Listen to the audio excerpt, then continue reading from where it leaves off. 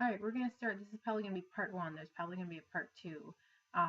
We're going to learn just the background of cells, two major parts of the cell, and how cells are organized to form organs. Okay. Okay, so when you're looking at cells, so you have to think about, can you get any smaller than what's the smallest part of any living thing that could still be considered like alive? Okay, so can you keep on dividing something into smaller and smaller parts where to a point where it's no longer alive? So the smallest um, form of matter that's in the universe is an atom, which has protons, neutrons, and electrons. However, that smallest piece of matter isn't considered living. It can't carry on any sort of like life functions. So the smallest piece of matter part that can be considered living is a cell. Okay, so let's look more into cells here. Just some background. You probably all heard about cell theory. Some basic ideas of what cell theory is that all living things are made up of cells. Could be just made out of one cell or multiple cells. Cells are the basic units of structure and function in living things, and new cells are produced from existing cells. So they have to come from a previously existing cell either by splitting up and making an exact copy of itself, or you have some exchange of DNA to make a new cell. So, of course, all the discovery of cells was made possible by the development of microscopes. So, before microscopes existed, science really did not know about the idea of cells. So, the basic two types of cells that we're going to talk about are prokaryotes and eukaryotes. Pretty much the main thing that differentiates between them is how its DNA is organized. But pretty much they, despite their differences, um, each cell has, in some way or form, DNA and is surrounded by something called the cell membrane, which we'll get into in a bit. So the basic two categories, just again, depends on if it has something called a nucleus. So the nucleus is the organelle in the cell that encases the DNA of the cell. So one type of cell does not have this nucleus and the other type does. So let's see. So the eukaryotic cell, or the eukaryotes, are the cells that enclose their DNA into a nuclei, or into nuclei, or a nucleus if it's one cell. So here's the two eukaryotic cells. Here's the animal cell that has, here's a nucleus. Here's a plant cell with a nucleus. The plant cell has this rigid cell wall that gives it structure. And then here's a prokaryotic cell. The prokaryotic cell doesn't have a nucleus here. The DNA is kind of all spread out throughout the prokaryotic cell. So for prokaryotic cells, they're generally, when you kind of compare them to eukaryotic cells, smaller and simpler. They're not as complex. But despite their simplicity, they carry out life functions like the characteristics of life of being able to grow. They can reproduce. A lot of times they just kind of divide into two and create an exact replica of itself. They can respond to their environment, which we see that with antibiotic resistance. They can even start kind of moving around on different surfaces, especially through liquids. So this is a flagellum here, which is a tail that kind of helps it glide around an area. Not every prokaryotic cell has a flagellum, which we're about to see. So whenever you hear bacteria, those are all prokaryotic cells. So these are all the different shapes that a prokaryotic cell can have, and these are just common bacteria that causes different illnesses. Like this is a staph infection. This is the strep infection that probably many of us have had in the past. This is a type of pneumonia here, another type of pneumonia, cholera, and diphtheria. You hear these when you're playing, like if you still play, if that's around Oregon Trail. Down here, which the name's not written, but this is nasty gonorrhea. So this is pertussis, which is like a whooping cough bacteria. So there's a wide variety of prokaryotic cells that exist, or different shapes that you see here. So onto the eukaryotic cells. So you can kind of see side by side. Eukaryotic cells tend to be more complex than prokaryotic cells. They're larger. There's more of these structures in here called organelles that carry out different functions.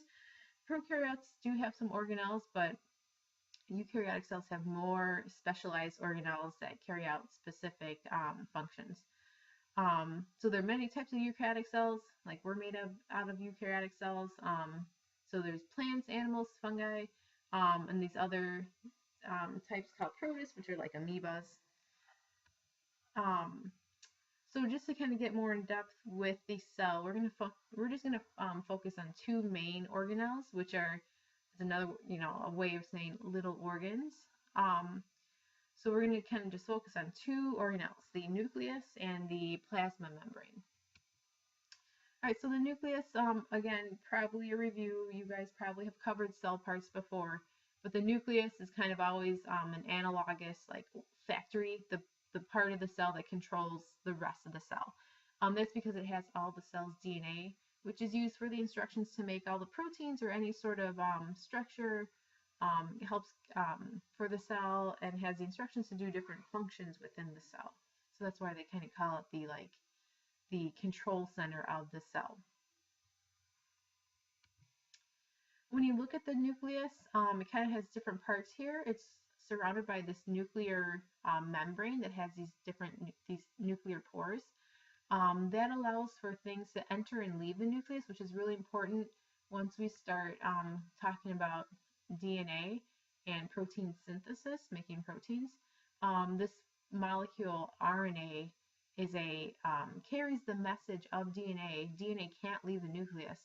So this message called messenger RNA can leave the nucleus and carry out the instructions to the rest of the cell in order to fulfill any sort of need that's needed outside the nucleus for the cell. There's also this inner region called the nucleolus, which is responsible for making this organelle called ribosomes. The ribosomes are used to make proteins, to help protein synthesis, which again we'll learn at the end of this semester. Now for the cell membrane part, the cell membrane of a cell is the outer layer of the cell that's kind of the protecting and supporting part of the cell that regulates what's going to go into the cell and what can leave the cell. So kind of just like like the little analogy here for a factory or any sort of building, you have a roof to protect the inside of the building from the outside, keeps things secure. Like for example, our school has a security kind of boundary between the main entrance and within the school, where we have someone that's kind of whoever's visiting will take their driver's license, they scan it, and to make sure that good people are coming in. Obviously, anyone that is posing a danger to our school won't be able to pass through. So the security measure at our main entrance is kind of like our cell membrane for the school. When you look at a cell membrane, cell membranes are this double layered sheet, which we call a lipid bilayer. So the prefix bi means two, and so two layers. Okay, so here we have one layer down here, which here is like closer to the inside of the cell. So here's one layer with these yellow heads and these brownish tails. So here's one layer, and then the outer layer facing outside the cell. So that's a bilayer. Okay, so let's see what's going on in this cell here. The lipid bilayer is made out of individual lipid molecules, and there's some typos here, but each lipid has like two parts. It has a hydrophilic head. So the suffix phil means to like, and then here the tails are hydrophobic. Phobic means to not like. So hydro means water, philic means to like. So the heads of the lipid like to face water. They like water. The hydrophobic tails right here. So hydro means water, phobic means to not like. The hydrophobic tails do not like water. So we're going to see how this makes the lipid bilayer on the next couple slides. So when such lipids are mixed with water, naturally the heads will go towards and attracted to the water part, and then the tails will kind of curl into each other because um, they are not attracted to water. Um, so that's why this bilayer kind of naturally forms, is because these tails do not like water. They naturally kind of face each other then to form this bilayer. So again, the head groups of the lipids, so these yellow dots here, are exposed to water. Like for example, on the outside of the cell, that's what, there'd be water out here. And then inside the cell where the cytoplasm is water-based, so the yellow dots here would face the water. While the fatty acid tails form an oily layer inside the membrane from which water is excluded. That's just based on polarity. So you don't have to know this, but the fatty acid tails are nonpolar, so they are not attracted to polar water, while the heads here are polar, so they're attracted more to the polar water. Most cell membranes contain protein molecules that are embedded in the lipid bilayer. They help regulate what's going in and out. So ions or different molecules can go in and out of these proteins. So here's a protein channel, here's another protein channel. And a lot of times carbohydrate molecules are attached to these proteins, and we're going to see why in a bit. Because the proteins are embedded in the lipid bilayer, they can move around. So these proteins here kind of can move around. They're not just stagnant and staying right here. They can kind of float and move around within the lipid bilayer. So they call this lipid bilayer a fluid mosaic. So mosaic are things, when you see a mosaic tile design, it's made out of different tiles to make like an overall one structure. So the proteins here are kind of like the different tiles, making up the kind of whole lipid bilayer. When you look at the proteins again, the proteins form channels and pumps that help move material across the cell membrane. So things can go out, things can go in, things can go out, things can go in. These carbohydrate chains a lot of times act as kind of like identification cards. So cells can recognize if that's a cell that belongs there, or if it's a cell that's a foreign cell. So again, the whole idea about having a cell membrane is it's going to let certain things in. Okay, so it can be permeable for some substances. Permeable means can something kind of soak in or get through. Other molecules may be impermeable, meaning they cannot pass through. So we refer to the cell membrane as being selectively permeable.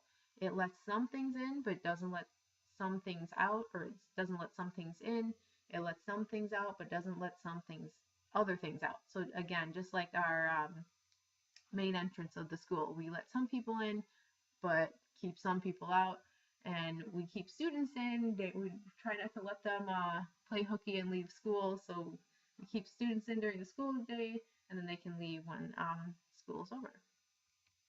Levels of organization. Here we have cells that we're going to see how they can work all the way up to a organ system. So this is kind of the order of simple to complex. So a tissue is a group of similar cells that perform a similar function. So here we have a muscle cell altogether can form smooth muscle. So smooth muscle is like smooth muscle tissue is regulated just by your brain. It's not voluntary. So like when your heart beats, you can't regulate that. That's smooth muscle as well. Same thing with your stomach. When you have many different tissues or many groups of tissues working together, you form an organ, like here the stomach. So each type of tissue performs an essential task to help organ function. And in most cases, an organ completes a series of specialized tasks. So we have many different tissues here that are responsible for, like creating the lining of the stomach to protect it from acid. We have the tissue that helps release the acid. We have the tissue that helps cause contraction of your stomach. All right, I'm going to finish up in a short one in the next second part. So a couple more slides to go.